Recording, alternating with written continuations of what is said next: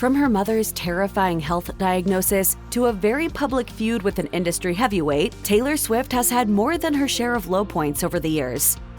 Taylor Swift fell pretty hard for Joe Alwyn. The two started hanging out soon after the 2016 Met Gala and seemingly quickly realized that they had a thing for one another. Although their relationship was kept fairly private, fans had an inkling that Swift was in love because she started to write some serious love songs, like London Boy and of course, Lover. You better believe that those lyrics got people talking fast. The two were together for 6 years, and many fans were convinced that Swift and Alwyn were the endgame. In fact, there were even rumors that they had secretly tied the knot, but sadly, their love didn't last. Fans were quick to notice that Alwyn wasn't in attendance at any of Swift's concerts on her Eras tour in March 2023, sparking worldwide rumors that the Lavender Haze singer had ended things with her beau. Sure enough, breakup reports surfaced shortly thereafter. A source talked to People about the split that April, saying they've had rough patches before and always worked things out. So friends thought they would take some time apart, but eventually come back together. Despite the seemingly amicable way things ended, Swifties believed that this split was a tough one for the star, especially once she was seen crying on tour while performing Champagne Problems, a song she co-wrote with Alwyn.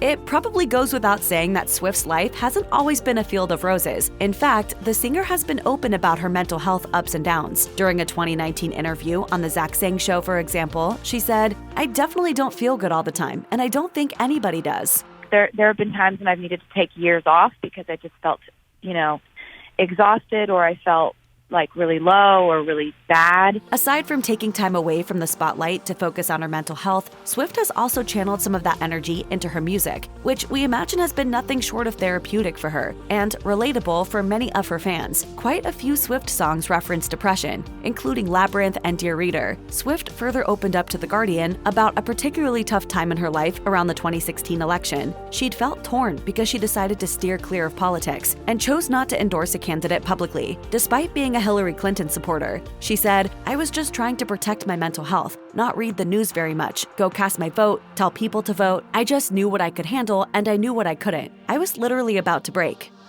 If anyone knows how tough social media can be, it's Taylor Swift. While she may seem like one of the most beloved people in the world, there are always going to be detractors. In a 2019 article penned for Elle, Swift shared a little bit about how she's dealt with the dark side of the internet. Social media can be great, but it can also inundate your brain with images of what you aren't, how you're failing, or who is in a cooler locale than you at any given moment. One way she's found to deal with negative internet energy is to turn off her Instagram comments. Swift also knows firsthand how isolating it is when you feel like the world has turned on you. Speaking with Vogue, the Look What You Made Me Do hitmaker opened up about the time Kim Kardashian referred to her as a snake on X, amid a feud Swift had with Kanye West. The backlash from that tweet alone was intense and almost too much for Swift to handle. As she said, "I don't think there are that many people who can actually understand what it's like to have millions of people hate you very loudly."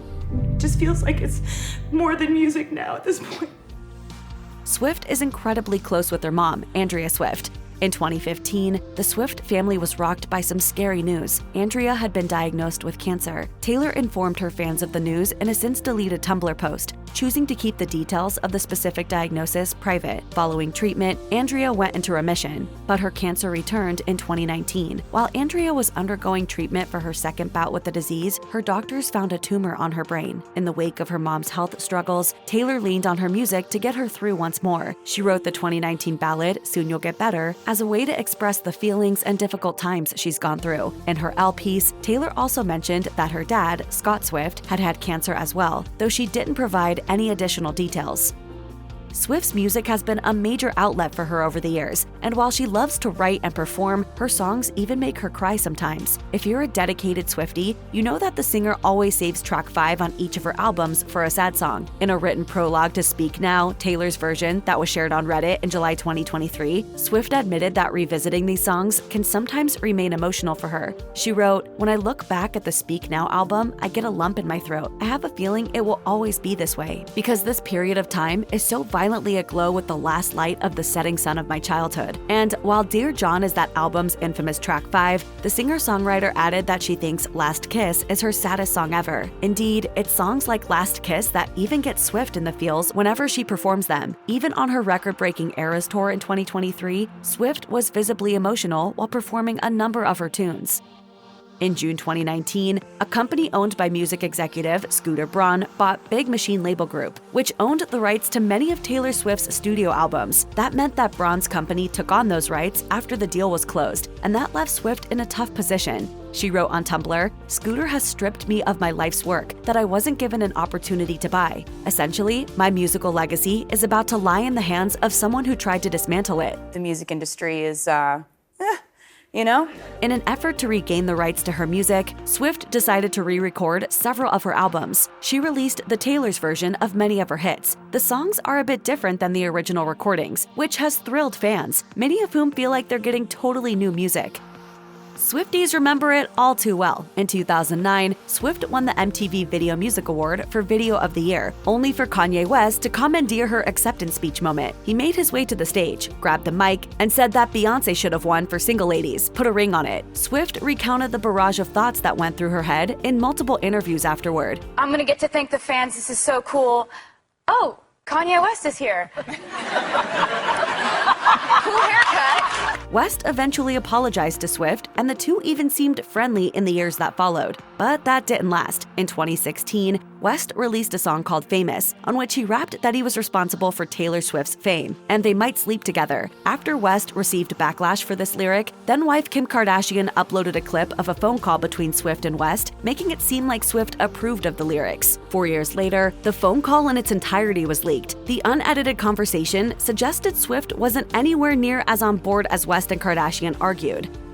Taylor Swift has struggled with body image over the years, and she has even opened up about dealing with an eating disorder. She candidly told Variety in 2020, "I didn't know if I was going to feel comfortable with talking about body image and talking about the stuff I've gone through in terms of how unhealthy that's been for me, my relationship with food and all that over the years." During the interview, Swift went on to talk about how various headlines or comments made by stylists have affected her over the years, creating an unhealthy relationship between her and her body. In her Miss Americana documentary, Swift also talked about the struggle she's had over the years, revealing that she suffered from body dysmorphia. Swift also shared with Elle that the journey has been a tough one, but she seems to be on top of it these days, writing, "I worked hard to retrain my brain that a little extra weight means curves, shinier hair, and more energy. I think a lot of us push the boundaries of dieting, but taking it too far can be really dangerous. There is no quick fix. I work on accepting my body every day." Since the beginning of her career, many of Swift's lyrics have been harshly criticized by people who don't think that she should say the things that she says. The reason? Because she's a woman. She opened up a bit about this during NPR's Tiny Desk concert in 2019. "Over the course of my life, it has occurred to me that we have a bit of a double standard issue in our society. And I was always just wondering, like, can I write a song about this? Is there a concise and catchy way to write a song about this?" She went on to explain that she thought about how she would approach it if she were a man. That, of course, was the beginning stages of her song, The Man. Over the years, Swift hasn't been shy when it comes to speaking up when she thinks that she's asked something that toes the sexism line. For example, whenever she's been questioned about writing her music, Swift doesn't hesitate to say that her male pals in the industry aren't asked the same things. She told Time in 2014, "We all know it's a feminist issue. It's a little discouraging that females have to work so much harder to prove that they do their own things." You are kind of doing a constant strategy in your head as to how not to be shamed for something on any given day.